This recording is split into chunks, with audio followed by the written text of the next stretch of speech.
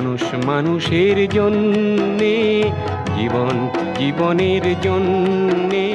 4 বছরের এক শিশু সন্তানের নিথর দেহ কোলে নিয়ে অসহায় এক বাবা রাস্তায় রাস্তায় ছুটছেন।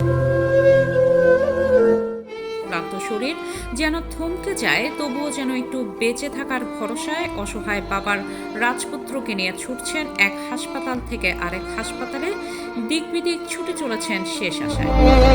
হ্যাঁ, এটি কোনো সিনেমার গল্প নয় কোনো কল্পকাহিনী।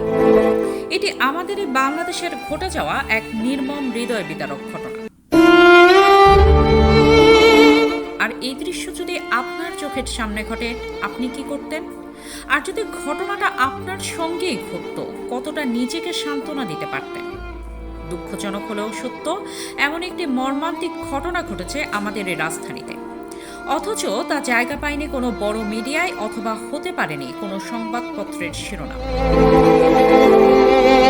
রাজধানীর কামরাঙ্গের চর থেকে আসা 3 বছর বয়সী শিশু সাদমান মহাখালীর ডিএনসিসি ডেডিকেটেড কোভিড-19 হাসপাতালে চিকিৎসাধীন ছিল।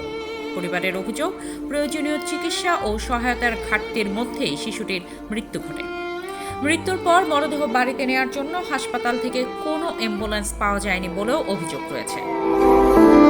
অভিযোগ অনুযায়ী জরুরি বিভাগে অ্যাম্বুলেন্স থাকা সত্ত্বেও অনুমতি না মেলায় শিশুটির মরদেহ বিছানার চাদরে মুড়িয়ে বাবা নিজেই কোলে করে হাসপাতাল থেকে বের হয়ে সিএনজি অটোরিকশা খুঁজতে বাধ্য হন।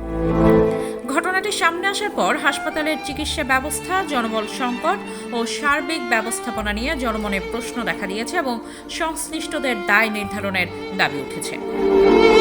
এ নিয়ে সামাজিক যোগাযোগ মাধ্যমে তীব্র প্রতিবাদ ও নিন্দার ঝড় উঠেছে।